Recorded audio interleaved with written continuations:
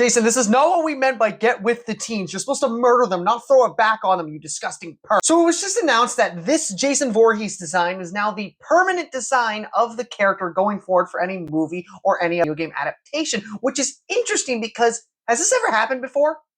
Has a serial killer ever had a permanent look? Let's just judge the design quickly here. You know, it's pretty basic up to down. We see that Jason Voorhees is a little bit balding up here. Actually, I think he's completely bald, which makes sense because he's a mutant freak. And it seems like they are very heavily leaning into the green tones for him, you know, really bringing out that foresty side of him in Camp Crystal Lake, which I actually kind of respect. And of course, he's got his classic rusty-ass machete, so nothing really new here. If you're a horror fan, you're actually kind of excited about this because one thing about slasher killers is the design is always different from movie to movie, from director to director. There's always a slight difference between every single character design from every movie. And it's not just Jason Voorhees, Michael Myers, Freddy Krueger, even Ghostface have all had slight design changes in between every movie. And now seeing that Universal is just straight up coming out and saying this is what he's going to look like, pretty cool. If we're going to do this going forward for all the slasher killers, may I make a few suggestions on what the permanent look should look like, starting off with Michael Myers.